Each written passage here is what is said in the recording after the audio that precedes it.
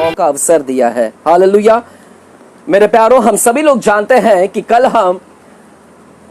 हमने 666 मसीह विरोधी के विषय में शिक्षण को आरंभ किया है और हम एंटी क्राइस्ट क्या होता है, 666 क्या होते हैं मसीह विरोधी अर्थात एंटी क्राइस्ट, इसके मसीह का शैतान का छाप, मार्क ऑफ द बीस्ट, उसके विषय में हम अध्ययन कर रहे हैं। और कल बड़े आशीष भरा संदेश को हम लेकर आए थे। प्रभु ने हमें बहुत अनुग्रहित किया, मदद किया, और जिसके संदेश को मैंने YouTube पर अपलोड किया है। आज की शाम हम दूसरे सत्र में जाते हैं।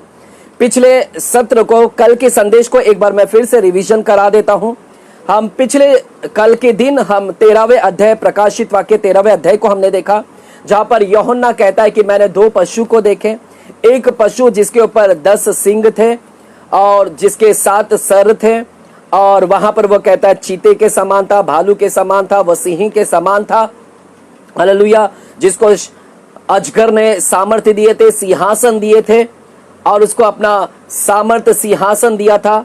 हालेलुया। और वह उस सामर्थ्य और उस सामर्थ के बल पर बाइबल कहता है कि उसके घाव हो गए थे, उस सिर में एक सर घाव हो गए थे, वे चंगा हो गए। सारे पृथ्वी के लोग उसकी पूजा करने लगे, अजगर की पूजा करने लगे। और फिर हमने देखा कि यह जो पशु है लोगों को सताता है, खासकर पवित्र लोगों को, और उनके ऊपर जय पाता है। और कल हमने दूसरे पशु के ऊपर सीखा कि जिसके मेमने के 2 सींग थे, और वह उस पहले पशु की पूजा करवाता है, उसकी मूर्ति बनवाता है, लोगों से कहता है इसकी पूजा करें।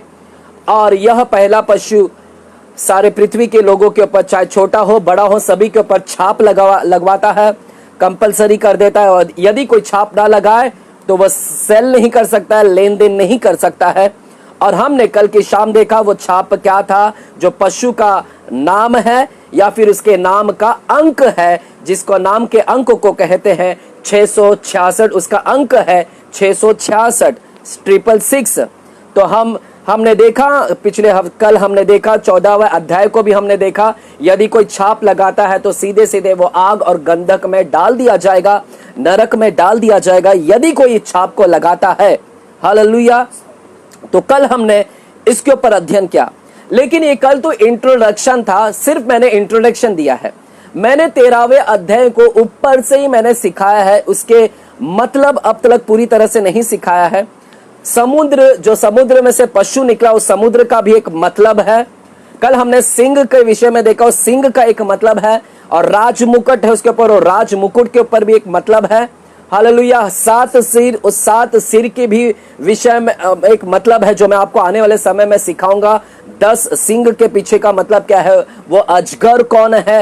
हालेलुया। और दूसरा पशु जो मेमने का समान कौन है, और 666 कैसे काम हो रहा है इस धरती के ऊपर, वो बहुत ही भारी अध्ययन होगा। मैं अभी तक 666 के ऊपर चालू नहीं किया हूं।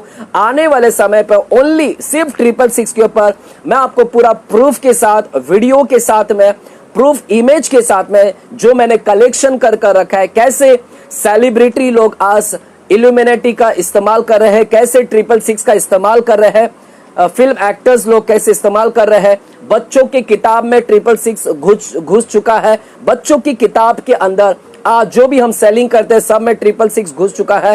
आज रिलीजियस कार्य में सब जगह पे 666 घुस चुका है। हालेलुया। तो ये सारे मैं आपको प्रूफ के साथ में, ये सारी चीज मैं आपको एक इमेज के साथ में आपको मैं प्रस्तुत करूंगा। हालेलुया। लेकिन आज की शाम हम पशु के विषय में सीखेंगे। मेरे प्यारों, कल की शाम हमने देखा पशु के शब्द आ रहे थे। यह पशु कौन है? कुछ लोग समझते हैं एनिमल है, एनिमल क्रिएचर है। हालेलुया। जानवर है। क्या वाकई में इस जो पशु है, क्या आने वाले समय में कोई जानवर आने वाला है? कौन है ये पशु? मेरे प्यारों, पशु को समझने के लिए 13वें अध्याय को पूरी तरह से समझने के लिए, 13वां अध्याय को समझने के लिए आपको बाइबल का अध्ययन पूरी तरह से करना होगा। बाइबल में आपको पशु के बारे में बहुत सारे विवरण दिए गए हैं। आज मैं आपको पशु के विषय में मैं सिखाने वाला हूं। आइएगा मेरे साथ में, आप दानियल की किताब में जाएंगे। दानियल की किताब में मैं जानता हूं कि कई लोग दानियल के विषय वचन को पढ़ा है, कई लोगों को इसके ऊपर अध्ययन है। लेकिन जितना आज सीख सकते हैं आप उसको सीखिएगा। दानियल की किताब में आप सोचोगे, कल्पना करोगे कि ब्रदर दानियल की किताब में क्यों आ गए, रेवलेशन प्रकाशित किताब से दानियल की किताब को क्यों सिखा रहे हैं? क्योंकि यदि आज की शाम दानियल की किताब को आप अच्छी तरह से समझ जाओगे तो मैं समझता हूं रेवलेशन चैप्टर 13 प्रकाशित वाक्य 666 समझने में आपको असंभव नहीं होगा। आप आसानी से 666 को समझ जाओगे, लेकिन उससे पहले आपको दानियल की किताब को समझना बहुत जरूरी है, क्योंकि यह सारा प्रकाशित वाक्य का आधा जो वर्णन है वो दानियल की किताब में हमें मिलेगा। आइएगा मेरे साथ में आप दानियल की किताब दूसरे अध्याय को खोलेंगे।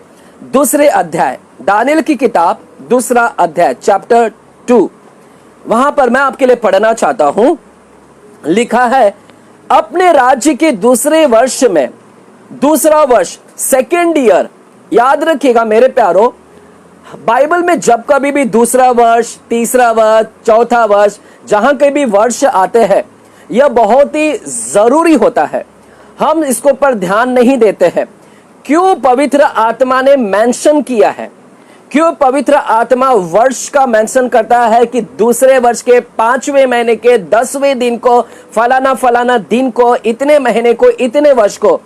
क्यों पवित्र आत्मा ने यह सब लिखा है? क्योंकि परमेश्वर जो भी काम करता है वो अपने टाइम के अनुसार ही करता है। हमारा परमेश्वर टाइम के विरोध, टाइम के आगे नहीं काम करता या पीछे काम नहीं करता है। हालेलुया, अपने टाइम पर ही काम करता है। यहां पर इसलिए आप लोगों को मालूम होगा बीसी और एडी कर कर पुकारा जाता है। बीसी और एडी, बीसी का मतलब है बिफोर क्राइस्ट और एडी का मतलब है एनो डोमिनी। हालेलुया, एनो डोमी जो एक लैटिनी शब्द है, लैटिन शब्द है। हालेलुया, जिसके विषय में मैं आपको अगले 2 दिन बाद में इस विषय के ऊपर सिखाऊंगा। बीसी और एडी क्या होता है आप अभी मत लिखिएगा, इसके विषय में मैं आपको सिखाऊंगा।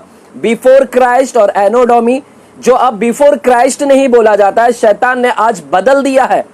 आज बिफोर क्राइस्ट के जगह पर आज शैतान क्राइस्ट का नाम आता था, लेकिन देखिएगा आज शैतान ने इतना काम कर दिया है कि क्राइस्ट के नाम को ही हटा डाला है। आज वहां पर कॉमन ईरा के नाम से जाना जाता है, सीई, कॉमन ईरा के नाम से। हालेलुया, एडी के जगह पे कॉमन ईरा के नाम से जाना जाता है और बीसी के जगह पर बिफोर कॉमन ईरा के नाम से जाना जाता है, बिफोर कॉमन ईरा। आज वहां पर यीशु क्रिस्त का नाम हटा दिया गया। शैतान इतना काम कर रहा है तेजी से कि यीशु के नामों को ही निकाल देना चाहता है। आज हिस्ट्री में से यीशु का नाम को ही निकाल देना चाहता है। हालेलुया, नहीं चाहता है कि कोई लोग बोले ईसवी सन पहले, ईसवी बाद, ईसवी सन पहले, ईसवी बाद। आज ईसवी के नामों निशान को वो मिटाने के लिए पूरी तरह से तैयार है। हालेलुया, आइएगा मेरे प्यारो, दूसरे अध्याय को हम पहले वचन को फिर से पढ़ते हैं। क्यों मैं वर्ष आपको बता रहा हूं वर्ष?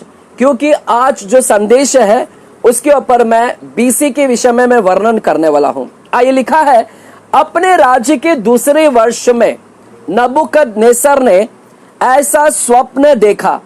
नबूकदनेस्सर राजा ने एक स्वप्न देखा अपने राज्य, जब वो राज्य कर रहा था तो उसका राज्य का दूसरा साल था, वो दूसरा वर्ष, दूसरे वर्ष में, और वह राज्य कर रहा था। स्वप्न देखा जिससे उसका मन बहुत ही व्याकुल हो गया और उसको नींद ना आई, छटपटा रहा था। जब एक व्यक्ति स्वप्न देखता है और डरावना स्वप्न देखता है तो वह छटपटाता, व्याकुल हो जाता है। नबूकदनेस्सर ने अपने स्वप्न में देखा स्वप्न, और स्वप्न को देखकर वह घबरा गया। जब घबरा गया तो वहां पर दूसरा वचन कहता है उसने आज्ञा दी और ज्योतिषों को। मेरे प्यारो, नबूकदनेस्सर जो रहता था जगह पर वो बेबीलोन था। बेबीलोन एक अन्य जाति का देश है जहां पर ज्योतिष लोग रहते हैं। वह कोई परमेश्वर का विश्वासी लोगों का जगह नहीं है, वह कोई यहूदी लोगों का जगह नहीं, इजरायली लोगों का जगह नहीं है, वह अन्य जातियों का जगह है। इसलिए उस बेबीलोन के अंदर ज्योतिष लोग मिलते हैं आपको। ज्योतिष लिखा है तंत्री लोग थे वहां पर, तंत्र मंत्र करने वाले लोग, टोना, जादू टोना करने वाले लोग, और कसदी लोग, कसदी यानी एस्ट्रोलॉजर जो एस्ट्रोलॉजी देखते हैं। एस्ट्रोलॉजी बुलाए जाए कि वे राजा को उसको स्वप्न बताए।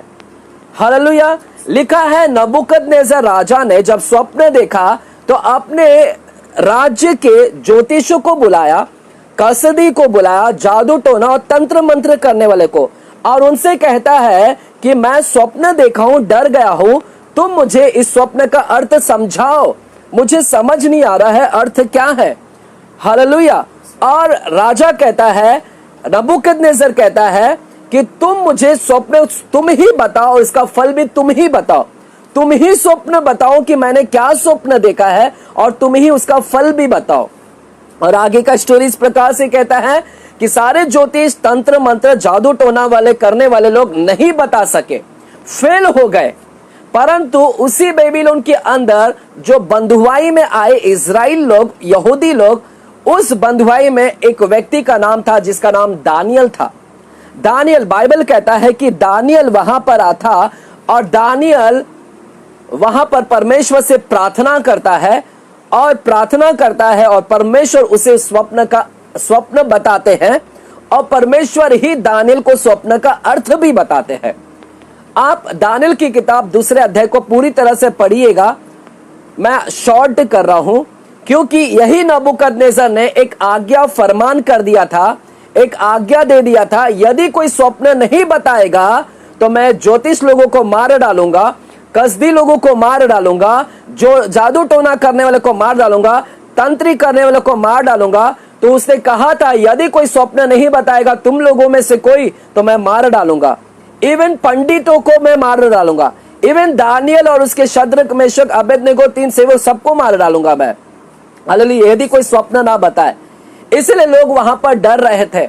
परंतु दानियल ने जब इस फरमान को सुना, दानियल सीधे सीधे अपने सहयोगियों को, साथियों को, शद्रक, मेशक, अबेदनेगो, जिसे मिशाएल, अजरिया यह नाम से पुकारा जाता है, हनन्याह, मिशाएल और अजरिया नाम भी इसको है, अपने तीनों साथियों को लेकर गया और तीनों साथियों को लेकर परमेश्वर से प्रार्थना किया और परमेश्वर ने उसको रात्रि में स्वप्न दिखाया। स्वप्न दिखाया और उस स्वप्न के अंदर परमेश्वर ने उसको दिखाया कि राजा को क्या स्वप्न मिला, और परमेश्वर ने उस राजा को दिखाया, राजा को जो स्वप्न दिखाया था उसे दानियल को प्रकट किया, और परमेश्वर ने ही दानियल के स्वप्न का अर्थ भी किसको प्रकट किया? दानियल को प्रकट किया। स्वप्न भी दिखाया और स्वप्न का अर्थ भी प्रकट किया। हालेलुया। तो आइएगा मेरे प्यारों, क्या स्वप्न देखा उसका अर्थ हम देखते हैं, और स्वप्न क्या देखा वो दानियल अब प्रकट कर रहा है नबूकदनेस्सर राजा को। आइएगा 2 अध्याय 31 वचन को हम देखते हैं। 31 वचन को मेरे साथ में बनी रहिएगा। मैं जानता हूं कि आप लोग ने इस वचन को सुना है, लेकिन कुछ लोग ऐसे हैं जो यहां पर भी बैठे हैं मेरे साथ में, जिन्होंने इसको नहीं सुना है, उनके लिए शायद यह नया है। हालेलुया। तो उन लोगों के लिए और जो मेरे शिक्षण को सुनने वाले हैं, उन सारे लोगों के लिए भी, जिन लोगों के लिए नया है, उन लोगों के लिए आज की शिक्षण सुनिएगा। 2 अध्याय 31 वचन कहता है, दानियल कहता है, हे राजा, जब तू देख रहा था तब एक बड़ी मूर्ति देख पड़ी, एक बड़ी मूर्ति तुझे देख पड़ा, और वह मूर्ति, राजा, तू जब स्वप्न देख रहा था उस स्वप्न के अंदर तुझे एक बड़ी मूर्ति दिखाई दी, और वह मूर्ति जो तेरे सामने खड़ी थी, वह मूर्ति लंबी थी, चौड़ी थी, उसकी चमक अनुपम थी और उसका रूप भयंकर था, भयंकर, डरावना था। वह जो मूर्ति था वह डरावना था, भयंकर था। हालेलुया। और वह लंबा था, चौड़ा था, मूर्ति था। 32 वचन कहता है, उस मूर्ति का सिर तो चोखे सोने का था, उस मूर्ति का सिर सोने का था, और उसकी छाती और भुजाएं का मतलब है आर्म, उसकी छाती और भुजाएं चांदी की थी, उसका पेट और जांघें पीतल की थी, और उसकी टांगे लोहे की थी, और उसका पांव कुछ तो लोहे के और कुछ मिट्टी के थे। तो मैं आपको बताना चाहता हूं, यहां पर दानियल कहता है, हे राजा, जो तू स्वप्न देख रहा है वह स्वप्न में तूने वहां पर देखिएगा। वो कहता है कि तूने जो स्वप्न देखा है वहां पर उसके सर सोने के थे, और जो तूने स्वप्न देखा सोने के सिर थे, और उसके छाती और भुजाएं चांदी के थे। आपको फोटोज में दिख रहा होगा चांदी। और उसके उसके उसके जो क्या लिखा गया है वहां पर, पेट और जांघें लिखा है, पेट और जांघें पीतल की थी। तो सोना, चांदी और पीतल। और लिखा है उसकी टांगे क्या होगी, लोहे की। और उसके पाव, जो नीचे वाला पाव है, जो उंगली की तरफ है पाव, वह पाव कुछ तो लोहे के और कुछ मिट्टी के, कुछ लोहा और कुछ मिट्टी। तो मेरे प्यारो, हम यहां पर देख रहे हैं एक ऐसी बड़ी मूर्ति को देखा है राजा ने, जिस स्वप्न को कसदी ज्योतिष लोग नहीं बता सके। क्यों नहीं बता सके? क्योंकि उनका परमेश्वरी सच्चा नहीं है। मेरे प्यारो, सच्चा परमेश्वरी स्वप्न के अंदर एंट्री कर सकता है। हमारा परमेश्वरी स्वप्न के अंदर एंट्री कर सकता है और हमारा परमेश्वरी स्वप्न को बता सकता है, क्योंकि सच्चा परमेश्वर स्वप्न के अंदर एंट्री कर सकता है, बता सकता है कि किसने क्या स्वप्न देखा है। और उसने प्रकट किया, सोने की सर है, चांदी की छाती है, पित्तल की उसकी क्या है, हालेलुया, उसकी पित्तल की जांघें, और उसका पेट, और उसकी टांगे लोहे की, और पांव उसके लोहे और मिट्टी के थे। हालेलुया। देखिएगा, लिखा है, फिर कहता है, फिर देखते देखते तूने क्या देखा? देखते देखते राजा को प्रकट कर रहा है, जब तूने इस मूर्ति को देखा तो देखते देखते एक पत्थर ने बिना किसी के खोदे, जिसको किसी ने खोदा भी नहीं है, वो पत्थर आ गया।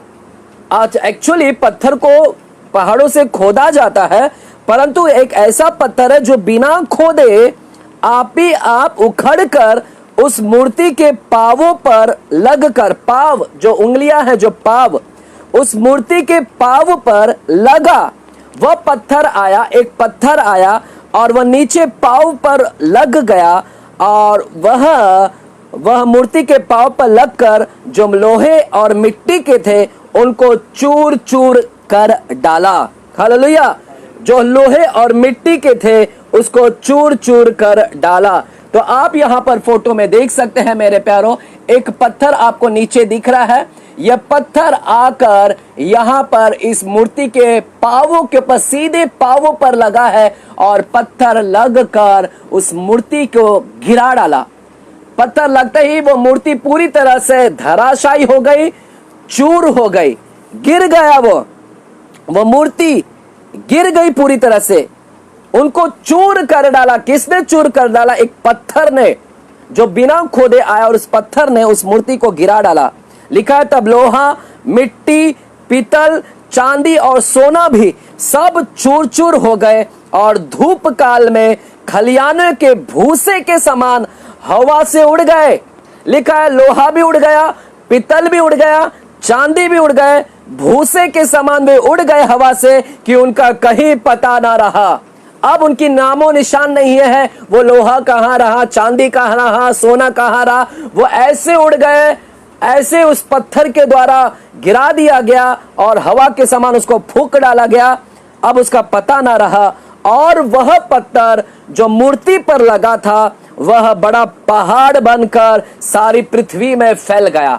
जो पत्थर उसके मूर्ति के पांव पर लगा, वह पत्थर फिर पहाड़ बन गया और सारे पृथ्वी में वह पहाड़ फैल गया। Hallelujah.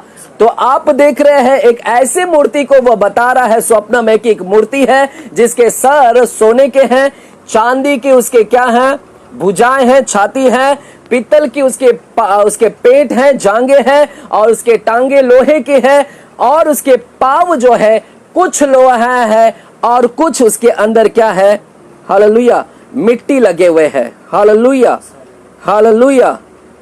Thank you Jesus, thank you Jesus, thank you Jesus. तो मेरे प्यारो, ऐसे वर्णन कर रहा है दानियल। आइएगा इसके विषय में हम समझने के प्रयास करते हैं। मेरे पास में फोटोज है, आप देखिएगा। उसके जो पाव है वो पाँव कुछ मिट्टी के हैं और कुछ आपको यहाँ पर मिट्टी और लोहा दिखाई दे रहा होगा। उसके पाँव जो है कुछ मिट्टी है उसके अंदर और कुछ लोहे है, और बाकी ये जो टांगे है ये पूरा लोहा है, लेकिन पाँव जो है कुछ मिट्टी है और कुछ लोहा है इसके अंदर। हालेलुया। तो इस तरह की ये फोटो है और यह पूरी तरह से इस प्रकार से देखिएगा, पत्थर आ रहा है, यह पत्थर आकर इसके नीचे पाँव पर लगेगा, जो मिट्टी और लोहे का उसके ऊपर पत्थर लगेगा और यह मूर्ति पूरी तरह से धराशाही हो जाएगी, गिर जाएगी। हालेलुया। अब दानियेल ने यह मूर्ति का स्वप्न बता दिया। अब स्वप्न बता दिया, परंतु अब स्वप्न का अर्थ भी बताना जरूरी है। यदि अर्थ नहीं बता दिया जाएगा तो वह मार डाला जाएगा। आइएगा, आज की जो मेरी शिक्षण है अब चालू हो रही है। अब तक मैंने शिक्षण नहीं चालू किया था, यानी सिर्फ ऊपर से था, यह स्वप्न था, लेकिन अब जो है यह हम डीपली जाएंगे इसके अंदर में। आइएगा मेरे साथ में दूसरे अध्याय के 36वां वचन को, 36 वचन को हम पढ़ते हैं। लिखा है, दानियेल कहता है, स्वप्न तो यही हुआ और अब हम उसका फल राजा को समझा देते। हम कहता है कि हम बताते। मेरे प्यारो, स्वप्न को बताने वाला परमेश्वर ही है, इसलिए वो कहता है हम, यानी वो कहता है कि मैं नहीं बता सकता, बताने वाला हम है, पिता, पुत्र और पवित्र आत्मा। इसलिए घमंड ना करे आप स्वप्न को। यदि कोई आपके पास में स्वप्न को लेकर आता है तो तुरंत उसको मत बताइए। हालेलुया। वेट कीजिए, समझने के प्रयास करें, परमेश्वर इसको प्रकट कर सकता है। इसलिए दानियेल वहां पर गया और वो जानता था दानियेल की स्वप्न को सिर्फ परमेश्वर ही प्रकट कर सकता है। लेकिन आज कुछ विश्वासी लोग ऐसे हो गए कि तुरंत उनके पास स्वप्न को लेकर जाओ और वो बता देते कि आपका स्वप्न का मतलब ऐसा है, और हम कुछ लोग वो स्वप्नों को वैसे ही समझते हैं, उस भाई ने जैसे बताया हमको लगता है वैसे ही है, और हम गलत फहमी में आ जाते हैं। इंतजार करें, समझने के प्रयास करें। हर एक स्वप्न जो भी दिया गया, एक छोटी सी छोटी चीज का मतलब है, वह मैं बताने जा रहा हूं आपको। देखिएगा, यहाँ पर हर एक चीज का वो वर्णन कर रहा है, एक एक छोटी चीज का अब यहाँ पर वर्णन कर रहा है। स्वप्न को ऐसे समझा जाता है मेरे प्यारो, स्वप्न को पूरी तरह से बयां किया जाता है। दानियेल ने पूरा बयां किया है, अधूरा नहीं किया है कि एक पत्थर भी उखड़ कर आ रहा है उसका भी वर्णन कर रहा है, और वह पत्थर उसको लग रहा है उसका भी वर्णन कर रहा है। हालेलुया। सब स्वप्न बता रहा है।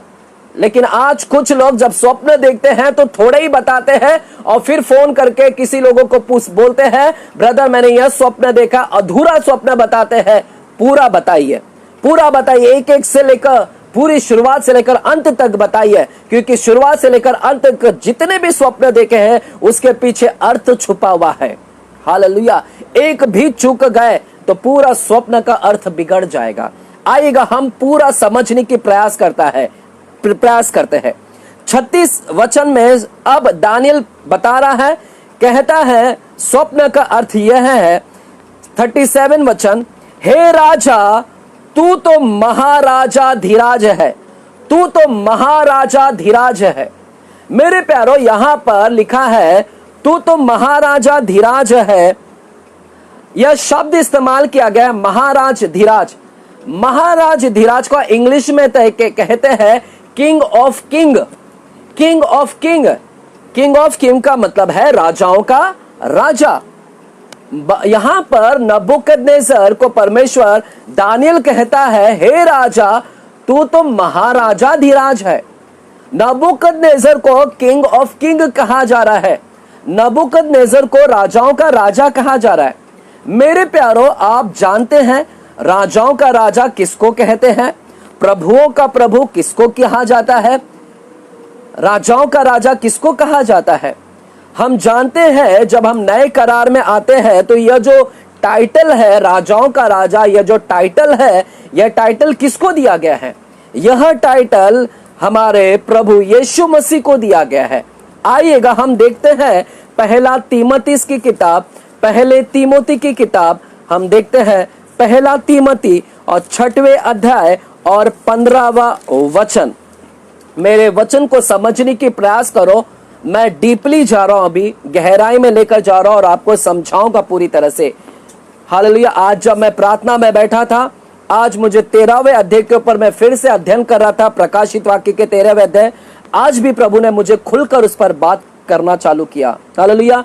आइए हम समझते हैं 6वें अध्याय 15वां वचन को कहता है। देखिएगा, लिखा है 14 वचन से मैं पढ़ता हूं। 14 वचन से पौलुस यहां पर तीमुथियुस को कह रहा है, पौलुस तीमुथियुस को कह रहा है कि तू हमारे प्रभु यीशु मसीह के प्रकट होने तक, प्रभु यीशु मसीह के प्रकट होने तक इस आज्ञा को निष्कलंक और निर्दोष रख। जो आज्ञा दी है तीमुथियुस, इस आज्ञा के ऊपर बने रहे और अपने आप को निष्कलंक और निर्दोष रख, जिसे वह ठीक समय पर, देखिएगा लिखा है ठीक समय पर। परमेश्वर जो भी करते हैं ठीक समय पर करते हैं, इसलिए निराश मत होइए। आपका काम आप प्रभु अपने समय पर ही करेगा और अपने आप को दिलासा दीजिएगा कि मेरा समय अभी नहीं है, इसलिए काम नहीं हो रहे हैं। मेरा समय आएगा, निश्चय वहां पर हो जाएगा, क्योंकि प्रभु पर विश्वास करने वाले लोग वेट करते हैं, इंतजार करते हैं, घाई नहीं करते हैं। Wait on the Lord, hallelujah, जिसे वह ठीक समय पर दिखाएगा। हमारा परमेश्वर ठीक समय पर दिखाएगा, जो परम प्रधान और एकमात्र अधिपति और राजाओं का राजा और प्रभुओं का प्रभु है। हालेलुया। हमारा यीशु मसीह राजाओं का राजा और प्रभुओं का प्रभु। इसका मतलब वहां पर लिखा है महाराजा धीराज। यीशु मसीह को यह वर्णन किया जा रहा है, टाइटल दिया जा रहा है महाराजा धीराज, यानी किंग ऑफ किंग, राजाओं का राजा। हालेलुया। यह न्यू टेस्टामेंट में हमें यीशु मसीह को पर यह टाइटल दिया जा रहा है, यीशु मसीह को। आइएगा मेरे साथ में आप प्रकाशित वाक्य 17वें अध्याय और 14 वचन को हम देखते हैं। प्रकाशित वाक्य 17 अध्याय और 14 वचन लिखा है। 17 अध्याय 14 वचन लिखा है, वे मेमने से लड़ेंगे और मेमना उन पर जय पाएगा। मेमने से लड़ेंगे और मेमना उन पर जय पाएगा, क्योंकि वह प्रभुओं का प्रभु और राजाओं का राजा है। मेमना हमारा कौन है? राजाओं का राजा। मेमना हमारा कौन है? प्रभुओं का प्रभु है। हालेलुया। तो यह पदवी, यह टाइटल किसको दिया जा रहा है? यीशु मसीह को वह राजाओं का राजा कहते हैं और प्रभुओं का प्रभु कहते हैं। हालेलुया। लेकिन यह जो शब्द है अब महाराजा धीराज, अब किसको दिया जा रहा है? अब यहां पर दानियल की किताब में फिर से आइएगा, दानियल की किताब में, वहां पर मेरे प्यारो दानियल से पहले एजरा की किताब में आएगा। एजरा, आज आपको थोड़ा बाइबल को खोलना होगा। एजरा की किताब में आते हैं। एजरा की किताब जो आपको यहोशू के बाद आपको मिलेगा। एजरा न्यायों की किताब के बाद में आपको वह एजरा की किताब को मिलेगा मेरे ख्याल से। Yes, thank you Jesus. आइएगा मेरे साथ में। दूसरा इतिहास के बाद एजरा की किताब आती है। दूसरा इतिहास एजरा की किताब आती है और आप 7वें अध्याय में जाइएगा। 7वें अध्याय में, एजरा 7वां अध्याय, और वहां पर 12 वचन को हम पढ़ते हैं। 12 वचन, पेज नंबर 574, जूना करार, पेज नंबर 574।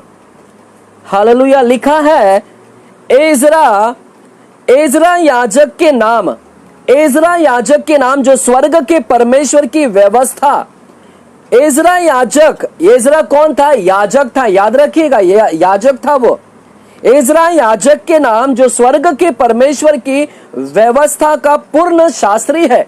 व्यवस्था का शास्त्री है, व्यवस्था का नॉलेज रखने वाला एजरा है। और लिखा है अर्थक्षत्र।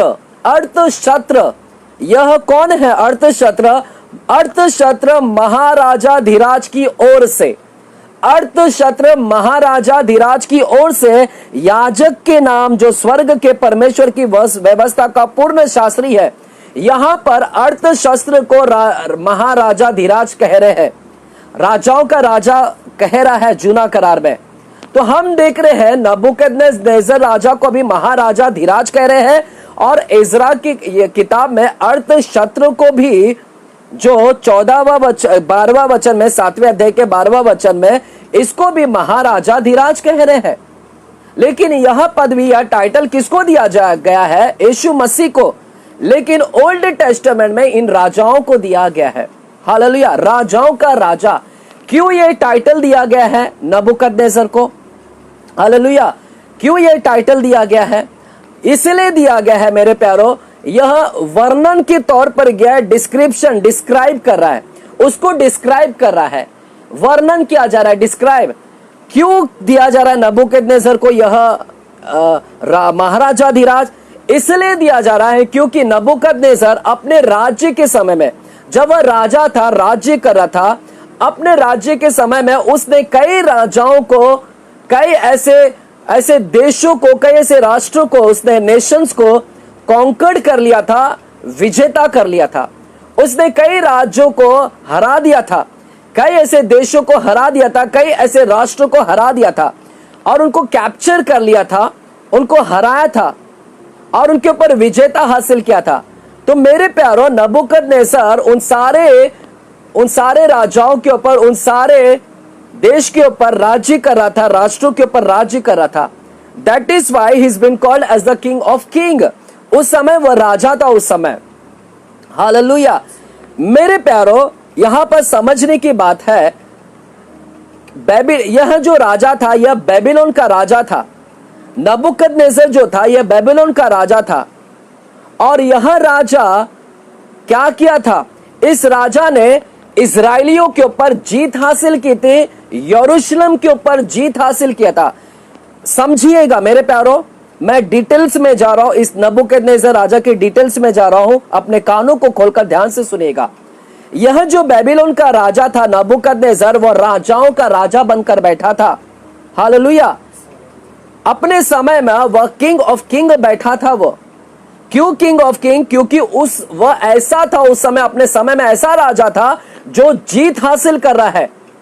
वह राष्ट्रों के ऊपर जीत हासिल कर रहा है, राष्ट्रों को मार गिरा रहा है। आपको पता होगा कि नहीं पता होगा, वह मिस्र को भी हरा डाला। मिस्र कौन? फिरौन राजा। मिस्र को भी उसने बंधन में, बंधुआई में डाल दिया। मिस्र के ऊपर जीत हासिल किया था यह बेबीलोन का राजा नबूकदनेस्सर। आपको पता होगा, फिरौन राजा के शासन काल में 430 साल हमारे इजराइल लोग गुलामी में थे। मिस्र के गुलामी में 430 साल वहां पर फिरौन राजा शासन कर रहा था, कठोर। और परमेश्वर को 10 विपत्ति लाना पड़ा वहां पर। कितना भयंकर था वो फिरौन का राजा। उस राजा के ऊपर इस बेबीलोन का राजा नबूकदनेस्सर ने चढ़ाई कर कर उसके ऊपर जीत हासिल किया। इसका मतलब है बेबीलोन का राजा नबूकदनेस्सर फिरौन राजा से भी बड़ा सामर्थशाली था, पावरफुल था। यह नबूकदनेस्सर बड़ा पावरफुल था, सामर्थशील था। मेरे शब्दों को ध्यान से सुनिएगा, मैं पावरफुल शब्द इस्तेमाल कर रहा हूं। वह पावरफुल था, सामर्थशाली था, जो फिरौन के ऊपर भी उसने जीत हासिल किया। हालेलुया। इतने ही नहीं, यह नबूकदनेस्सर ने अश्शूरियों के ऊपर, अश्शूरी, एसीरियन कहते हैं, एसीरियन अश्शूरियों के ऊपर भी राज्य किया था। आपको पता होगा कि नहीं, मुझे नहीं पता, अश्शूर का राजधानी नीनवे था, नीनवे। इसलिए नीनवे में योना जाने के लिए डर लग रहा था उसको। 40, हालेलुया, नीनवे में जाने के लिए डर रहा था, क्योंकि नीनवे जो था वो अश्शूरियों की राजधानी थी उस समय। अश्शूरी लोग उस समय फिरौन के ऊपर शासन किए थे। सुनिएगा मेरे प्यारो, बेबीलोन का जो राज्य है यह तीसरा राज्य है। बेबीलोन के राज्य से पहले भी 2 राजा आ चुके थे। बेबीलोन के राजा से भी पहले 2 राजा आए थे। सबसे पहला था फिरौन का राजा। तो पहला राजा हम देखते हैं फिरौन का राजा, जो बड़ा क्रूर था और इजराइल के ऊपर बड़ा अत्याचार किया था। उसके बाद फिरौन के बाद में दूसरा राजा आया, जिसको कहते हैं अश्शूरियों का राज्य, एम्पायर। और अश्शूरियों लोग ने मिस्र के ऊपर चढ़ाई की। हालेलुया। आइएगा मेरे साथ में आप दूसरा राजा की किताब, मैं आपको हिस्ट्री में लेकर जा रहा हूं। क्यों हिस्ट्री में लेकर जा रहा हूं? क्योंकि रेवलेशन प्रकाशित 13वें अध्याय को समझने के लिए आपको ये सारे राजाओं के विषय में जानना आवश्यक है क्योंकि इस राजाओं का वर्णन आपको प्रकाशित 13वें अध्याय में मिलेगा। पहला राजा जो फिरौन का राज्य था, इसका वर्णन आपको रेवलेशन 13वें अध्याय में मिलेगा। तो पहला जो राज्य था वो फिरौन का राज्य था, लेकिन फिरौन के राज्य के ऊपर चढ़ाई किसने किया? अश्शूरियों लोग ने। आइएगा कहां पर लिखा है? दूसरा राजा की किताब 15वें अध्याय में जाते हैं। दूसरा राजा की किताब 15 अध्याय और 29 वचन को हम देखते हैं। दूसरा राजा 15 अध्याय 29 वचन लिखा है, इजराइल के राजा पेकह के दिनों में, इजराइल के राजा पेकह के दिनों में अश्शूर के राजा तिग्लत-पिलेसर ने आकर इयोन, अबेल माका, यानोह, केदेश और हासोर नामक नगरों को और गिलाद और गलील वरन नप्ताली के पूरे देशों को भी ले लिया और उनके लोगों को बंदी बनाकर अश्शूर को लेकर गया। अश्शूर को ले गया। यह जो अश्शूर लेकर गया, सबको बंधुआई में बनाकर अश्शूर में लेकर गया, अश्शूर राज्य में लेकर गया, बंधुआई में आएगा। इसी का हम 18 अध्याय को देखते हैं। इसी राजा की किताब 18 अध्याय और 9 से 12 वचन को मैं पढ़ता हूं। इसी 18 अध्याय के 9 से 12 वचन लिखा है, राजा हिजकिय्याह के चौथे वर्ष में जो एला के पुत्र इजराइल के राजा होशे का 7वां वर्ष था। देखिए यहां पर भी परमेश्वर अब 7वां वर्ष बयां कर रहा है। वर्ष 7वां सातवां वर्ष था। अश्शूर के राजा सल्मनेसर ने, अश्शूर के राजा का नाम क्या है? सल्मनेसर ने शोम्रोन पर चढ़ाई करके उसे घेर लिया। 3 वर्ष के बीतने पर और उन्होंने उसको ले लिया। इस प्रकार हिजकिय्याह के 6वें वर्ष में जो इजराइल के राजा होशे का 9वां वर्ष था, शोम्रोन ले लिया गया। तब अश्शूर का राजा इजराइलियों को बंदी बनाकर अश्शूर में ले गया और हल्ला में और गोजान में नदी हाबोर के पास और मादियों के नगरों में उन्हें बसा दिया। अश्शूर ने इजराइलियों को ले लिया। लिखा है इजराइलियों को बंदी बनाकर। मेरे प्यारो, यहां अश्शूर जो था, पहला जो राज्य था फिरौन ने अत्याचार किसके ऊपर किया? इजराइलियों के ऊपर। जब यह राजा था फिरौन, सिर्फ इजराइलियों के ऊपर अत्याचार नहीं किया, वो और भी देशों के ऊपर क्रूर शासन। सिर्फ इजराइलियों के ऊपर अत्याचार नहीं किया था, वो और भी लोगों के ऊपर अत्याचार कर रहा था फिरौन राजा। लेकिन उस फिरौन राजा को मार किसने गिराया? अश्शूर ने। अश्शूर उसके ऊपर चढ़ाई कर दिया और अश्शूर ने मिस्रियों को फिरौन राजा के ऊपर हमला कर दिया।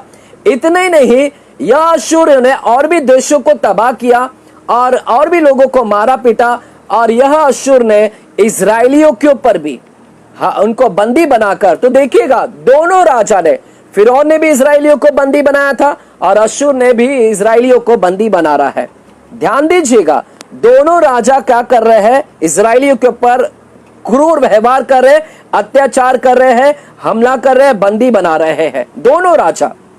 हालेलुया। अब लिखा है, अब अश्शूर के बाद में, इस अश्शूर के बाद में अश्शूरों के ऊपर भारी कौन पड़ गया? फिरौन के ऊपर भारी हो गया अश्शूर। अब अश्शूर के ऊपर भारी कौन हो गया? बेबीलोन का राजा नबूकदनेस्सर। बेबीलोन का राजा नबूकदनेस्सर। यह नबूकदनेस्सर फिरौन मिस्र को भी मार गिरा, यह नबूकदनेस्सर अश्शूरों को भी मार गिरा और यह नबूकदनेस्सर इजराइलियों को भी मार गिराया। इजराइलियों को भी मारा है इसने, नबूकदनेस्सर राजा ने। कहां पर लिखा है? आएगा दूसरा इतिहास की किताब। मैं तीसरा राज्य के विषय में बात कर रहा हूं। पहला था फिरौन का राजा जो मिस्र का राजा था, फिर दूसरा आया अश्शूर की राज्य, अब तीसरा राज्य है वह है बेबीलोन का राजा जो नबूकदनेस्सर। और नबूकदनेस्सर ने दोनों राज्य को भी नुकसान पहुंचाया और साथ ही साथ इजराइल के लोगों के ऊपर भी नुकसान पहुंचाया, जिसका वर्णन हमें दूसरा इतिहास की किताब में मिलता है। दूसरा इतिहास की किताब, आइएगा मेरे साथ में, आप दूसरा इतिहास की किताब 36 चैप्टर को हम देखते हैं। 36 चैप्टर और वहां पर 18 वचन से मैं पढ़ता हूं, 18 वचन को ध्यान से सुनिएगा। लिखा है, क्या छोटे क्या बड़े परमेश्वर के भवन के सब पात्र और यहोवा के भवन, क्या छोटे क्या बड़े, लिखा है यहोवा, क्या छोटे क्या बड़े परमेश्वर के भवन के सब पात्र, परमेश्वर का भवन और उसके पात्र, क्या छोटे क्या बड़े यहोवा के भवन और राजा और उसके हाकिमों के खजानों, इन सबों को वह बेबीलोन में ले गया। बेबीलोन में ले गया। इजराइलियों की बात हो रही है यहां पर, हालेलुया। इजराइलियों के भवन की बात हो रही है। वहां के लोगों के छोटे बड़े सबको वो बंधुआई में लेकर गया। कसदियों ने परमेश्वर के भवन को फूंक दिया। परमेश्वर के लोगों के भवन मंदिरों को फूंक दिया गया और यरूशलेम के शहर पना को तोड़ डाला। यरूशलेम को तबाही किया जा रहा है। मेरे प्यारों, समझने की प्रयास करो। मैं बार बार आपको बता रहा हूं कि इजराइलियों के ऊपर हमला किया जा रहा था। फिरौन के राजा अश्शूरियों ने भी और बेबीलोन के राजा ने भी, हालेलुया, अत्याचार इजराइलियों के ऊपर राइट फ्रॉम द बिगिनिंग से हो रही थी। मंदिरों को तबाह किया जा रहा है, हालेलुया, और आग लगाकर उसके सब भवनों को जला डाला। यरूशलेम के मंदिर, उसके भवनों को जला डाला गया और उसमें का सारा बहुमूल्य सामान नष्ट कर दिया गया। यह करने वाला कौन था? बेबीलोन का राजा नबूकदनेस्सर। क्रूर था। मिस्र को भी गुलाम करता है, अश्शूरियों को भी गुलाम करता है और इजराइलियों को भी गुलाम करता है। यह ऐसा राजा था, क्रूर राजा। इसीलिए तो कहते हैं राजाओं का राजा था वो राजा, इन राजाओं का भी वह राजा बन गया। Hallelujah, hallelujah. और 20 वचन लिखा है, जो तलवार से बच गए उन्हें वह बेबीलोन को ले गया और फारस के राज्य के प्रबल होने तक, फारस के राज्य, जब तक दूसरा राज्य नहीं आया तब तक यह बेबीलोन का राजा प्रबल होता रहा, प्रबल होता रहा। हालेलुया, जब तक दूसरा राजा नहीं आ गया। तो मेरे प्यारों, हम जो देख रहे हैं बेबीलोन के विषय में, यह बेबीलोन का राजा बड़ा क्रूर था। हालेलुया। इसी बेबीलोन के राजा के विषय में बाइबल कहता है, यह बेबीलोन का राजा ने अपना एक मूर्ति बनाया। जब इस स्वप्न का अर्थ मिल गया तब उसने एक मूर्ति बनाया और मूर्ति स्वप्न में क्या बताया था? सोना, चांदी, पीतल, लोहा। परंतु इसने अपनी एक मूर्ति खड़ा कर दिया। आपको दानियल की किताब में पता होगा, दानियल की किताब में उसने अपनी एक मूर्ति खड़ा करवा दिया और वह मूर्ति सिर्फ सोने का था। क्या था? सिर्फ सोने का मूर्ति बना डाला। देखा स्वप्न में क्या देखा? सोना, चांदी, पीतल, लोहा। लेकिन जब मूर्ति बनाया, तीसरा अध्याय, दानियल की तीसरे अध्याय में, तो उसने पूरा सोने की मूर्ति बना डाला और वहां पर यह राजा ने ऐलान कर दिया कि लोग इसको दंडवत करें इस मूर्ति के सामने। यदि कोई दंडवत नहीं करेगा तो उसे क्या कर दिया जाएगा? मार डाला जाएगा। उसे क्या कर दिया जाएगा? मार डाला जाएगा, आग की भट्टी में डाल दिया जाएगा। तो यह नबूकदनेस्सर राजा ऐसा राजा था जिसने अपनी मूर्ति बनाया और लोगों को कहता है दंडवत करो, और दंडवत नहीं करोगे तो आग की भट्टी में डाल दिया जाएगा। तो यह राजा के विषय में मैं आपको बार बार बता रहा हूं, यह राजा क्रूर था। इजरायलियों के ऊपर अत्याचार करना, पवित्र लोगों के ऊपर, मंदिरों के ऊपर शासन दिखाना। दूसरे, उसका पावर, उसका सामर्थ बहुत बड़ा है। वो फिरौन के राजा से भी बढ़कर है, अश्शूरियों के से भी बढ़कर है, राजाओं का राजा बनकर बैठा है। हालेलुया। मूर्ति बनाता है अपना और लोगों से कहता है दंडवत करो। हालेलुया। यह ऐसा राजा था मेरे प्यारों। मेरे प्यारों, बेबीलोन जो जगह है, इसके राज्य के विषय में मैं बताता हूं। उसके राज्य में सोने की कमी नहीं थी।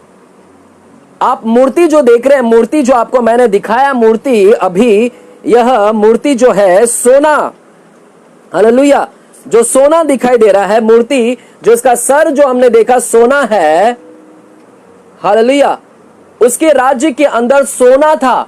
बेबीलोन जो है राज्य, बेबीलोन के अंदर सोना बहुत मात्रा में मिलता था और यह सोना, इसका राज्य जो था बहुत बड़ा था, विशाल था। उसकी लंबाई चौड़ाई बहुत बड़ी थी। यदि आप गूगल में इसकी हिस्ट्री पढ़ोगे, मेरे प्यारों, मैंने बेबीलोन के ऊपर पूरी हिस्ट्री पढ़ा हूं। मैं पूरे कई दिनों से बेबीलोन के ऊपर रिसर्च कर रहा था कि उसके, तब मुझे पता चला कि बेबीलोन का जो राज्य है बहुत ही विशाल था। हालेलुया। आइएगा, मैं आपको इसका फोटो दिखाता हूं आपके साथ में। मैंने आपको फोटो यहां पर भेजा है, आप देख सकते हैं फोटो उसके, उसका राज्य देखिए कितने विशाल है। हालेलुया। उसका राज्य कितना विशाल है। हालेलुया। देखिएगा उसका राज्य, देखिएगा कितने भर मात्रा में फैला हुआ है उसका राज्य। लोग देखिएगा उसका लंबाई चौड़ाई, देखिएगा कितना उसका विशाल है उसका राज्य। यह देखिएगा राज्य उसका कितना, यहां पर उसका गेट है, कितने जगह पर वो एकड़ में फैला हुआ है राज्य। और यह आपको दिख रहा है उसके राज्य के अंदर, उस बेबीलोन के अंदर हैंगिंग गार्डन था। हैंगिंग गार्डन बोलते हैं इसको, हैंगिंग गार्डन। इतना बड़ा विशाल उसका राज्य था मेरे प्यारो, हैंगिंग गार्डन। देखिएगा फोटोज में, आप इस सारे गूगल्स में आपको फोटो मिलेगा, और यहां पर आपको गूगल्स में इसके हैंगिंग गार्डन था उसका। हालेलुया। गेट देखिएगा, यह नबूकदनेस्सर राजा, देखिएगा हैंगिंग गार्डन। हालेलुया। तो इसका जो राज्य था, इस राज्य के अंदर सोने की मात्रा भरपार थी। इस यहां पर इतनी बड़ी तादाद में इसका एक नगर, कई नगर उसके अंदर बसे हुए थे मेरे प्यारो। जहां पर घोड़े की रेस भी हो जाए ऐसे वहां पर हो सकता है। हालेलुया। इतना विशाल था, इसीलिए तो उसको राजाओं का राजा कहते हैं। हालेलुया, हालेलुया, आमीन। मेरे प्यारो, इसके विषय में एजेकियल कुछ कहता है, यशायाह कहता है। आइएगा यशायाह क्या कहता है, आइएगा यशायाह की किताब 14 अध्याय 4 वचन को हम पढ़ेंगे। यशायाह की किताब 14 अध्याय 4 वचन को पढ़ेंगे हम। क्या लिखा है, मेरे साथ में बने रहिएगा। आज इस संदेश को खत्म करेंगे। यदि आपके पास में टाइम है तो बैठे रहिएगा। हालेलुया। सुनिएगा 14 अध्याय की 4था वचन, यशायाह 14 अध्याय 4था वचन। यशायाह इस बेबीलोन के विषय में क्या कहता है, बेबीलोन के ऊपर व्यंग्य करता है। यशायाह कहता है, उस दिन तू बेबीलोन के राजा पर ताना मारकर कहेगा, व्यंग कर रहा है, देखो ताना मार रहा है, और ताना मारकर कहेगा, परिश्रम कराने वाला कैसे नष्ट हो गया। हे बेबीलोन, तू कैसा नष्ट हो गया। सुनहले मंदिरों में भरी नगरी, लिखा है सुनहले मंदिरों में भरी नगरी। सुनहला मतलब सोना, वहां पर कहते हैं गोल्डन सिटी, उसको गोल्डन सिटी कहते हैं, गोल्डन सिटी। यशायाह उसको बोलता है गोल्डन सिटी, गोल्ड कहता है गोल्डन सिटी। और आपको पता है जो सर है, जो मूर्ति का जो सर था, वो वास्तविक में जो सर है वो बेबीलोन है। वो सर किसको दर्शा रहा था, वो जो सोना है किसको दर्शा रहा है, वो मूर्ति का सर बेबीलोन को दर्शा रहा है, बेबीलोन के राजा को दर्शा रहा है, बेबीलोन को दर्शा रहा था। जो मूर्ति का जो सोना था वो बेबीलोन है, इसीलिए उसको सोना वहां पर दिखाया जा रहा है। और इसके विषय में यशायाह भी कहता है, सुनहलों मंदिरों का भरी नगरी, गोल्डन सिटी। हालेलुया। यह सोना कोई और नहीं है, मूर्ति का जो पहला जो सर देख रहे हैं यह बेबीलोन को दर्शाता है। आप लिख लीजिएगा, इसका मतलब क्या है, बेबीलोन को दर्शाता है। बेबीलोन एक ऐसा राजा जो ऊंचाई पर है, सर पर बैठा हुआ है, यानी सर हेड है उस समय, हेड है, बाकी सब नीचे, हेड है उस समय। हालेलुया, आमीन। एजेकियल क्या कहता है, देखिएगा एजेकियल क्या कहता है मेरे प्यारो। आइएगा एजेकियल की किताब को हम देखते हैं 30 अध्याय, एजेकियल 30 अध्याय और 25 वचन को हम जाते हैं। एजेकियल 30 अध्याय 25 वचन। एजेकियल कहता है, मैं बेबीलोन के राजा की भुजाओं को संभालूंगा। एजेकियल कहता है, वो कहता है कि यहोवा कहता है, बेबीलोन के राजा के विषय में यहोवा कहता है। देखिएगा यहोवा कहता है बेबीलोन के राजा के विषय में, क्या कहता है यहोवा, कहता है मैं बेबीलोन के राजा की भुजाओं को संभालूंगा। यहोवा कहते हैं मैं संभालूंगा। किसको संभालूंगा, बेबीलोन के राजा नबूकदनेस्सर को परमेश्वर यहोवा संभालेंगे, और फिरौन की भुजाएं ढीली पड़ेगी। इस राजा के द्वारा फिरौन का राजा ढीला पड़ जाएगा। देखा, इसका वर्णन यहां पर किया जा रहा है। तब वे जानेंगे कि मैं यहोवा हूं, तब वे जानेंगे कि मैं यहोवा हूं, जब मैं बेबीलोन के राजा के हाथ में, बेबीलोन के राजा के हाथ में अपनी तलवार दूंगा। यहां पर कौन मदद कर रहा है बेबीलोन के राजा को, परमेश्वर कहता है मैं उसको अपना तलवार दूंगा, मैं उसकी भुजाओं को क्या करूंगा, ढीले पड़ने नहीं दूंगा, मैं उसको भुजाओं को संभालूंगा। यहोवा उसकी मदद कर रहे वहां पर, यानी परमेश्वर उस बेबीलोन को, राजा को वहां पर खड़ा किए है। Hallelujah, hallelujah. उसके भी पीछे कुछ कारण है मेरे प्यारो। परमेश्वर ऐसे ही नहीं करते हैं। परमेश्वर वहां पर, आज इजरायली लोग जब सबक नहीं सीख रहे थे, दूसरा इतिहास जो 36 अध्याय हमने पढ़ा, दूसरा इतिहास 36 अध्याय में, कि बेबीलोन के राजा ने भवनों को फूंक डाला, शहर पानों को गिरा दिया, जला डाला।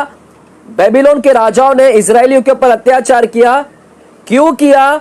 क्योंकि परमेश्वर इजरायली लोगों को समझा समझा के थक गया। सुधर जाओ, सुधर जाओ। जब सीधे उंगली से बात नहीं बनी, तब परमेश्वर ने बेबीलोन को वहां पर भेज दिया। यानी परमेश्वर वहां पर बेबीलोन को भेज दिया, राजा को, ताकि इनको सबक सिखाए। और 70 साल इनको बंधुआई में डाल दिया। 70 साल इजराइल लोग बंधुआई में चले गए बेबीलोन के राजा के अंडर में। हालेलुया। परमेश्वर कहते हैं, जब मैं बेबीलोन के राजा के हाथ में अपनी तलवार दूंगा, तब वह उसे मिस्र देश पर चलाएगा। यह बेबीलोन का राजा मिस्र देश पर चलाएगा, तलवार चलाएगा, और मैं मिस्रियों को जाति जाति में तीतर बितर करूंगा और देश देश में छितरा दूंगा। तब वे जान लेंगे कि मैं यहोवा हूं। हालेलुया। समझ रहे हो? इतिहास बता रही है कि बेबीलोन के राजा ने मिस्र को भी भगा डाला, तीतर बितर कर डाला, तलवार चला डाला। हालेलुया। तो यह कितना बड़ा पावरफुल था, सामर्थशाली था, और परमेश्वर ने उसको अधिकारी वहां पर ठहराया था, राजा। इसलिए रोमियो की किताब 13वें अध्याय को ध्यान दीजिएगा। वहां पर राजा किसको बैठाया था? परमेश्वर ने बैठाया वहां पर। Hallelujah, hallelujah. और इसीलिए परमेश्वर कहते हैं कि मैं अधिकारी को मैं ठहराता हूं, राजाओं को मैं ठहराता हूं। किसको रखना है, किसको गिराना है, वो मेरे अंडर में है। राजाओं का मन मेरे पास में है। राजाओं का मन परमेश्वर रखते हैं मेरे प्यारो। हालेलुया। वो मेरे अंडर में है। किसको उठाना है, किसको नीचे गिराना है, परमेश्वर है। वो अधिकार किसको देना है, किसको अथॉरिटी देना है, वो परमेश्वर ठहराते हैं। इसलिए रोमियो 13वें अध्याय 1 वचन में कहता है कि हमें हमारे अधिकारियों के अधीन में रहना है। परमेश्वर उसको ठहराते हैं वहां पर। हालेलुया। तो यहां पर नबूकदनेस्सर को ठहराया गया था। हालेलुया।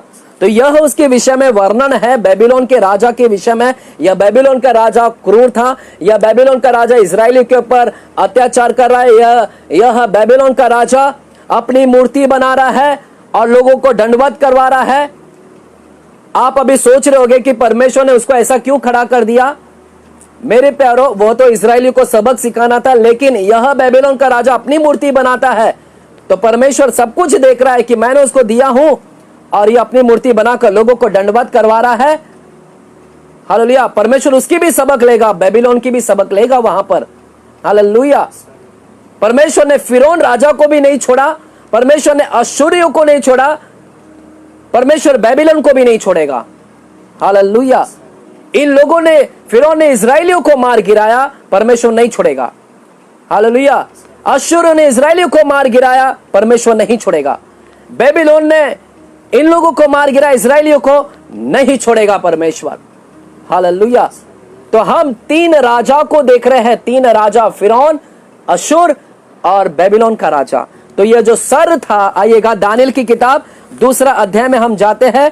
मेरे प्यारो, आधा घंटा और मुझे दीजिएगा, 15 या 20 मिनट, कम से कम 15-20 मिनट। हालेलुया।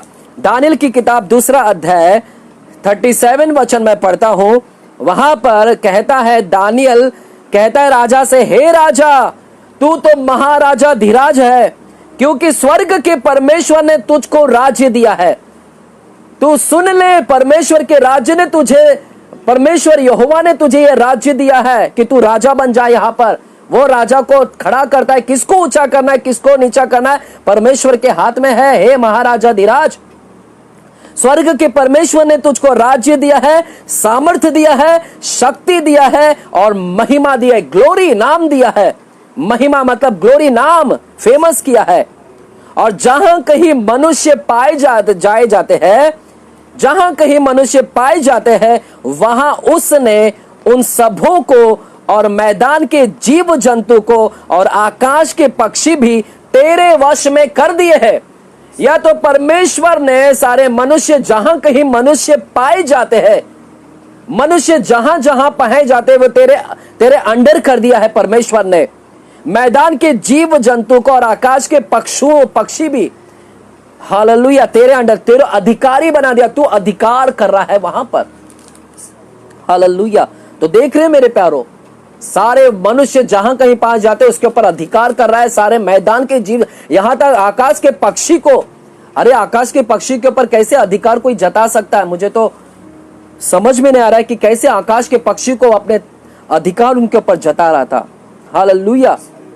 और लिखा है, यह सोने का सर तू ही है। दानियल कहता है सोने का सर कोई और नहीं है, बेबीलोन का राजा नबूकदनेस्सर। यह मूर्ति जो है, इस मूर्ति का जो है, यह तू है। देखिएगा, दानियल यहां पर राजा को बता रहा है। फोटो में देखिएगा, दानियल राजा को कह रहा है, यह तेरा स्वप्न है और इसका सर तू ही है। हालेलुया, तू है, यह बेबीलोन है, यह बेबीलोन है। Hallelujah, hallelujah. आइएगा मेरे प्यारो, हम दूसरे और आगे वचन में जाते हैं। तो पहला जो राजा था वह राजा को दिखा रहा है। तो याद रखिएगा, वह राजा, सर यानी राजा को दिखा रहा है और उसके राज्य को दिखा रहा है, उसका राज्य। तो सर का मतलब क्या है? राजा, और उसके राज्य को दिखा रहा है। आइए 39 वचन को पढ़ते हैं। 39, तेरे बाद एक राज्य।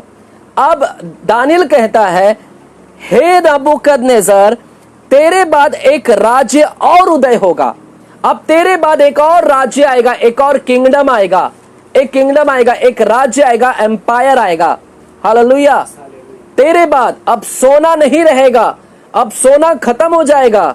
और सोना के बाद में अब कौन आएगा यहां पर? वह कहता है अब चांदी आएगा, चांदी आएगा, एक राज्य उदय होगा। यह पहला राज्य था, अब दूसरा राज्य आएगा और यह चांदी जैसा राज्य होगा। हालेलुया। इसकी भुजाएं होगी, दो भुजाएं। हालेलुया, भुजाएं लिखा है, पढ़ेंगे हम यहां पर। लिखा है, तेरे बाद एक और राज्य उदय होगा जो तुझसे छोटा होगा।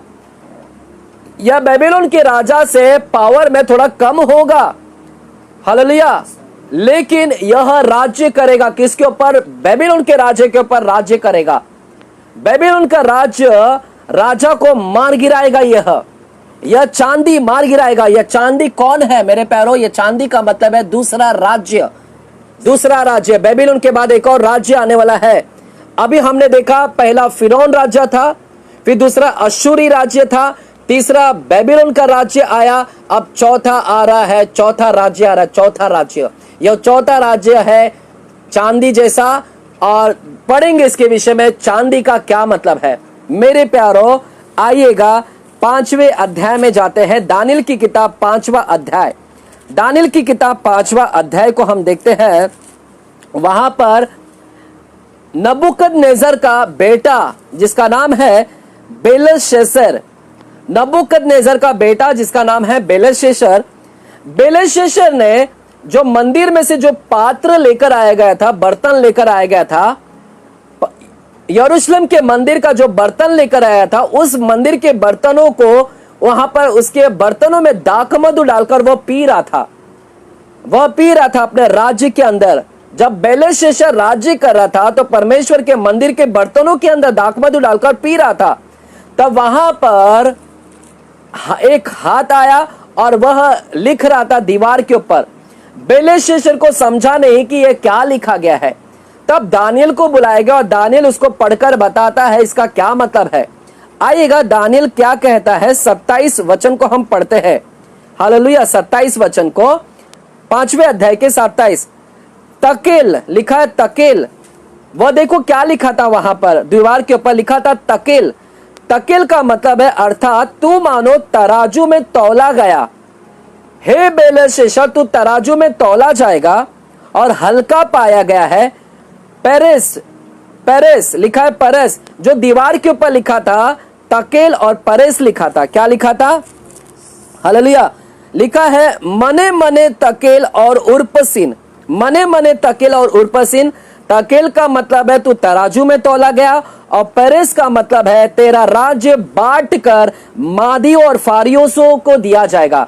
तेरा राज्य में बंटवारा होगा और वो राज्य को बांटकर दो राज्यों में हो जाएगा। एक राज्य बांटकर मादियों और फारिसियों को दे दिया जाएगा। हालेलुया। अब नबूकदनेस्सर का जो राज्य है, बेबीलोन का राज्य, यह राज्य को बांटकर किसको हो जाएगा? मादियों और फारिसियों के पास में चला जाएगा। आपको पता है दो भुजाएं होते, दो आर्म्स होते हैं। चांदी यहां पर देखिएगा, दो भुजाएं होते हैं, दो भुजाएं, और लिखा है कि दो राज्य तेरा राज्य बांटकर एक मादियों के पास चला जाएगा और एक फारिसियों के पास चला जाएगा। हालेलुया। तो यहां पर अब दो राज्य आ रहा है और ये दोनों राज्य पार्टनरशिप में काम करेंगे। दोनों राजा पार्टनरशिप में करेंगे। यह दोनों राज्य मिलकर काम करेंगे। ये दोनों राजा है, एक मादी का राज्य और एक फारस का राज्य। आप लिखिए, इसका मतलब है मादी का राज्य और इसका मतलब है फारस का राज्य। ये दोनों मिलकर जो चांदी के समान होंगे और ये क्या करेंगे? इस बेबीलोन के राजा को मार गिराएंगे, इसको तबाह कर देंगे। हालेलुया। यह दोनों मिलकर मादी का राज्य और फारस का राज्य। हालेलुया। इंग्लिश में कहते हैं मेडो पर्शियन, लिखा है मेडो पर्शियन, MEDO, मेडो पर्शियन। हालेलुया। मेरे प्यारो, बेबीलोन जो है, बेबीलोन, आज बेबीलोन का नाम क्या है मैं आपको बताता हूं। मॉडर्न नेम क्या है? बेबीलोन को आज किस नाम से जाना जाता है? आप पहले पॉइंट्स में लिखिएगा जो बेबीलोन, आज बेबीलोन का नाम बदल गया है। आज बेबीलोन का नाम है इराक। इराक, इराक, याद रखिएगा, बेबीलोन का आज नाम क्या है? इराक। उसका नाम बदलकर आज इराक। आज बेबीलोन कोई और नहीं है, इराक है। और जो दूसरा राज्य आने वाला है वो है मेडो पर्शियन। आज मेडो पर्शियन यानी दारा राज्य, दारा और फारस का राज्य। दारा को कहते हैं मेडो और फारस को कहते हैं Persian. Hallelujah. Persian, Dara, hallelujah, क्षमा चाहता, मादा, क्षमा चाहता, मादा और फारस। मादा का राजा का नाम है दारा। मादा जो जगह है, उस मादा का राजा का नाम है दारा, और फारस का राजा का नाम है कुसरू। कुसरू हिंदी में है कुसरू, इंग्लिश में कहते हैं साइरस। इंग्लिश में कहते हैं साइरस। हालेलुया। CYRUS, CYRUS। मेरे प्यारो, ये फोटो आपको मिला होगा, देखिएगा। यह फोटो किसी और का नहीं है, यह पर्शियन राजा यानी फारस का राजा कुसरू। बाइबल में कुसरू का वर्णन है, बाइबल में कुसरू का वर्णन है जो फारस का राजा है। आज फारस, पर्शियन आज किस नाम से जाना जाता है? पर्शियन आज ईरान के नाम से जाना जाता है। ईरान, ईरान लिख लीजिएगा अगर आप चाहते हैं। आज ईरान के नाम से जाना जाता है। और जो मादा है यह है north west Iran, north west Iran, north west Iran, और यह है ईरान, पर्शियन। आज इसको ईरान के नाम से जाना जाता है।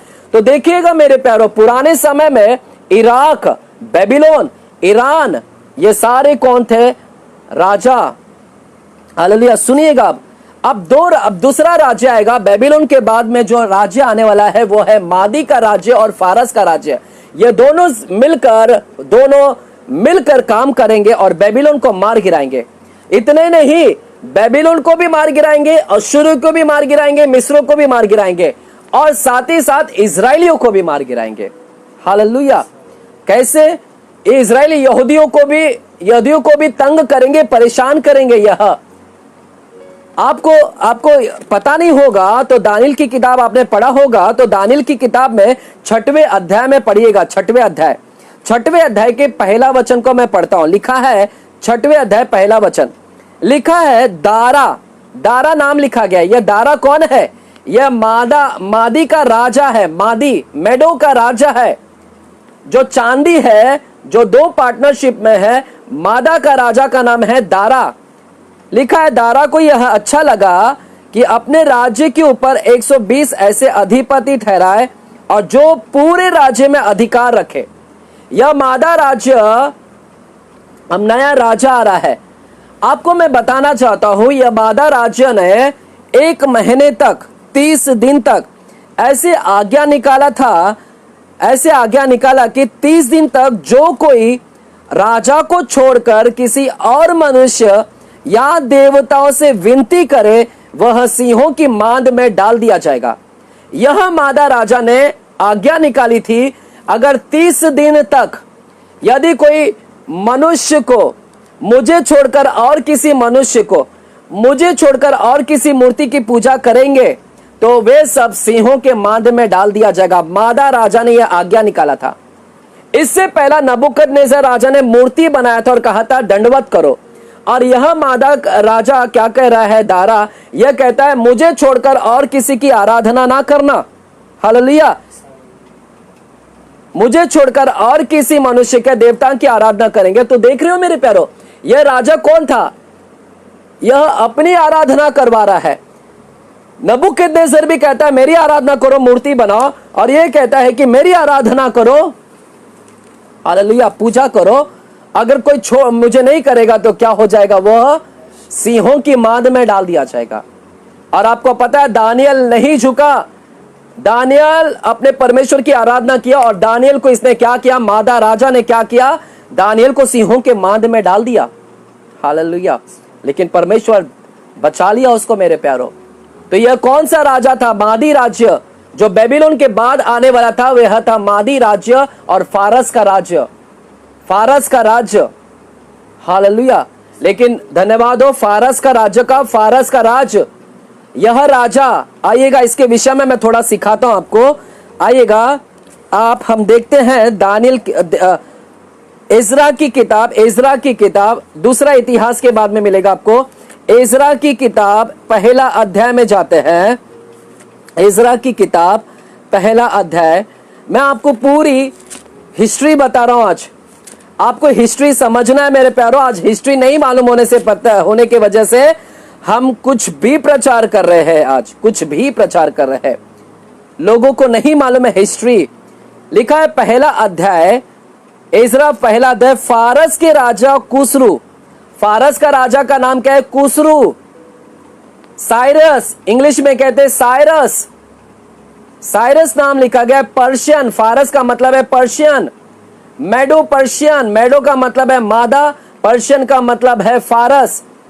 हालेलुया। फारस का राजा कुसरू के पहले वर्ष में यहोवा ने फारस के राजा कुसरू का मन उभारा कि यहोवा का जो वचन यिर्मयाह के मुंह से निकला था वह पूरा हो जाए। परमेश्वर ने फारस के राजा के मन को तैयार किया कि जो यरूशलेम का भवन जला डाला गया है, हे फारस का राजा, और यहूदी लोग जो 70 साल बंधुआई में है, इनको भेज यहूदा में। 70 साल पूरे हो चुके हैं, अब इनको रिहा कर ताकि ये जाए और यहां पर मंदिरों को बनाए। 70 साल के बाद फारस का राजा के मन को परमेश्वर ने तैयार किया। किसने? परमेश्वर ने तैयार किया। इसलिए मैंने कहा मेरे प्यारो, राजाओं का मन किसके अंडर में है? परमेश्वर के अंडर में है। आइए नीति वचन की किताब को देखते हैं। नीति वचन की किताब 21 अध्याय, नीति वचन की किताब 21 अध्याय 1 वचन। नीति वचन 21 अध्याय और 1 वचन को पढ़ते हैं। 1 वचन लिखा है, राजाओं का मन नालियों के जल के समान यहोवा के हाथ में रहता है। राजाओं का मन नालियों के जल के समान यहोवा के हाथ में रहता है, जिधर वह चाहता उधर उसको मोड़ देता है। जो जल बहती है, जहां चाहता उसको वहां पर मोड़ देता है। Hallelujah, hallelujah. तो देख रहे हो राजाओं का मन किसके अंडर में है? हाथ में है, परमेश्वर का। और परमेश्वर ने फारस के राजा को तैयार किया और इजरायली लोगों को, यहूदियों को भेजा ताकि वहां पर वो भवन को बनाए। हालेलुया। तो जो दूसरा राज्य आया बेबीलोन के बाद में, वह था मेडो पर्शियन का राज्य। मेडो पर्शियन का राज्य। कुछ वचन को और मैं आपके लिए पढ़ना चाहता हूं। यशायाह की किताब लिखिए, फटाफट आइएगा, मेरे साथ में बने रहिएगा मेरे प्यारो। यशायाह की किताब 45 चैप्टर 1 से लेके 5 वचन। यशायाह की किताब 45 चैप्टर 1 और 5 वचन। हालेलुया। 45 चैप्टर 1 से लेके 5 वचन लिखा है, यहोवा अपने अभिषेक, लिखा है यहोवा अपने अभिषेक को कुसरू, अनॉइंटेड राजा, कुसरू को परमेश्वर बोलता है मेरा अभिषेक है। हालेलुया। देखिएगा मेरे प्यारो, यह राजा जो आ रहा है, अब ध्यान दीजिएगा, इसको बोलता है मेरा अभिषेक है। यह अभिषेक परमेश्वर राजाओं को खड़ा करता है, ऐसे कोई राजा नहीं खड़ा होता है धरती के ऊपर, अधिकार ऐसे नहीं मिलता है किसी को। परमेश्वर कहता है मेरे अभिषेक कुसरू के विषय यो कहता है, मैंने उसके दाहिने हाथ को इसलिए थाम लिया है कि उसके सामने जातियों को दबा दूं। यह ऐसा राजा था जो जातियों को दबा डालेगा। इससे पहले फारस ने दबाया, अश्शूर ने दबाया, उनके जैसा कोई नहीं था, फिरौन के जैसा कोई नहीं था, लेकिन अश्शूरी आ गए। अश्शूर के जैसा नहीं था कोई, बेबीलोन आ गया। अब बेबीलोन के जैसा कोई नहीं था, अब मादी और पर्शिया, फारस आ गए। और फारस अब कौन है? फारस और मादी लोग अब कौन है? अब शासन कर रहे हैं। इनके जैसा कोई नहीं है मेरे प्यारो। लिखा है जातियों को दबा दूं और राजाओं की कमर ढीली करूं।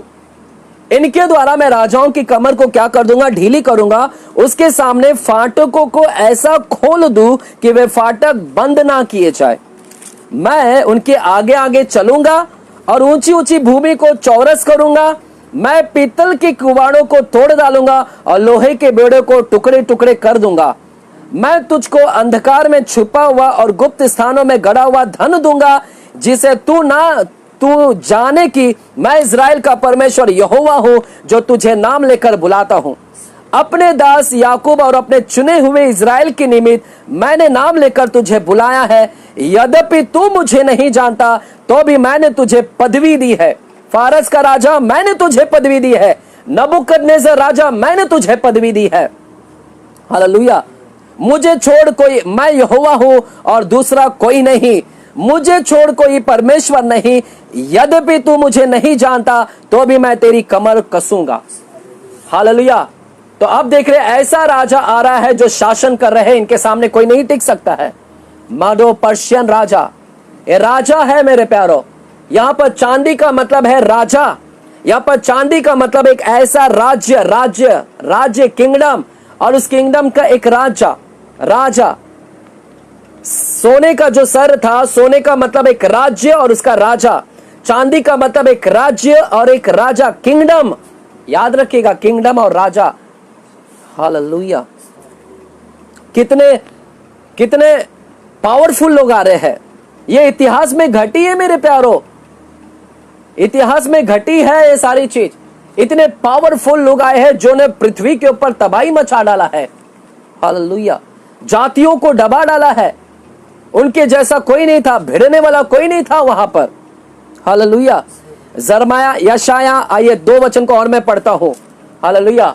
फिर हम समापन करेंगे, या फिर अगर आप चाहते हैं तो मुझे कमेंट्स में लिखकर बताइए कि इसको हम लोग कंटिन्यू करें। हालेलुया। क्योंकि आगे और भी सेक्शन है, या फिर अगले कल चाहते हैं तो मैं इसको कल कंटिन्यू करूंगा। यदि आप चाहते हैं तो मुझे और आधा घंटा लगेगा, कम से कम आधा घंटा और लगेगा। आइएगा, क्योंकि मैं आपको डीपली सिखा रहा हूं, ताकि आपको 666 के विषय में कुछ आपको गलत फहमी ना हो और आप अधूरे नॉलेज ना लेकर रहे। क्यों ये सारी चीज सिखा रहा हूं? क्योंकि ये समझ जाएंगे तो आपको आसानी होगा। यशाया की किताब 13 अध्याय, यशाया की किताब 13 अध्याय को हम देखते हैं। यशाया की किताब 13 अध्याय 17 और 18 वचन को हम पढ़ते हैं। हालेलुया। यशाया 13 अध्याय 17 और 18 वचन। हालेलुया। लिखा है, देखो मैं उनके विरुद्ध मादी लोगों को उभारूंगा। किसके विरुद्ध? बेबीलोन के विरुद्ध। परमेश्वर कहते हैं मैं बेबीलोन के विरुद्ध मादी लोगों को उभारूंगा, जो ना तो चांदी का कुछ विचार करेंगे और ना सोने का लालच करेंगे। वे तीरों से जवानों को मारेंगे। तीरों से, यह ऐसा राजा है जो जवानों को मारेंगे और बच्चों पर कुछ दया ना करेंगे।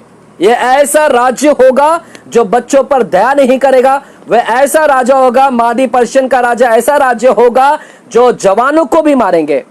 मेरे प्यारो, इससे पहला राजा भी ऐसा ही था। फिरौन का राजा, अश्शूर का राजा, बेबीलोन का राजा मारता है लोगों को, जला डालता है, शद्रक मेशक अबेदनगो को आग में डाल रहा है, और फारस का राज्य और यहां पर मादा का राज्य क्या कहता है? जवानों को मार रहा है, बच्चों पर कुछ दया नहीं करेंगे, वे लड़कों पर कुछ तरस ना खाएंगे। कुछ समझ रहे? 13वें अध्याय की ओर मैं लेकर जा रहा हूं आपको। मूर्ति, दंडवत, दया नहीं होगी, बच्चों के ऊपर दया नहीं होगी, कुछ तरस नहीं खाया जाएगा, जवानों को मार डाला जाएगा। ऐसा राजा आएंगे जो ऐसा करेंगे। तो यहां पर जो दूसरा राजा आ रहा है, मेडो पर्शियन, यह बेबीलोन जो सब राज्यों का शिरोमणि है। 19 वचन कहता है बेबीलोन तो सब राज्यों का शिरोमणि है, और जिसकी शोभा पर कसदी लोग फूलते हैं, वह ऐसा हो जाएगा जैसे सदोम और अमोरा जैसे जलकर तबाह हो गया। अब बेबीलोन का भी ऐसी दशा होगी इस मादी पर फारस राज्यों के द्वारा, जब परमेश्वर ने उन्हें उलट दिया था। Hallelujah, hallelujah. यिर्मयाह 51 चैप्टर, यशायाह के बाद में आएगा यिर्मयाह 51 चैप्टर 28 और 29 वचन। आप मुझे कमेंट्स में लिखकर बताइएगा यदि आपको शिक्षण आगे कंटिन्यू करना है, या फिर मैं इसको समापन करूं। कल हम इसको 2 और सीखेंगे, ठीक है? यस, यिर्मयाह 51 चैप्टर 28 29। क्षमा चाहता यिर्मयाह 51 चैप्टर 28 एंड 29 वचन को। हालेलुया। लिखा है 51 चैप्टर 28 29 वचन लिखा है, उसके विरोध जातियों को तैयार करो। किस? हालेलुया, बेबीलोन के विरोध। यहां पर बेबीलोन की विरोध आ रहा है। उसके विरोध जातियों को तैयार करो, मादी राजाओं को, उनके अधिपतियों, सब हाकिमों सहित, और उस राज्य के सारे अधिपतियों सहित, और उस राज्य के सारे देश को तैयार करो। मादी राजाओं को तैयार करो, हाकिमों को तैयार करो, अधिपति को तैयार करो बेबीलोन के विरोध के लिए। हालेलुया। तो दूसरा राज्य कौन आने वाला है? तीसरा राज्य। हालांकि ये चौथा राज्य, पहला फिरौन था, अश्शूर था, फिर बेबीलोन आया, फिर मेडो पर्शियन आया। हालेलुया, आमीन। इनका वर्ष था, कितने साल तक ये राज्य के, उसके ऊपर भी वर्णन है मेरे प्यारों। मैं अभी आपको नहीं बता सकता हूं उसका बीसी है, कितने साल तक राज्य किया, बीसी है, इसलिए 7वां वर्ष 10वां वर्ष ये सब वर्णन किया जा रहा है। हालेलुया। तो यहां पर हमने आज, मैं अभी स्टॉप करता हूं, कल हम इसको, कल शाम को, कल संडे भी हम यहां पर मिलेंगे।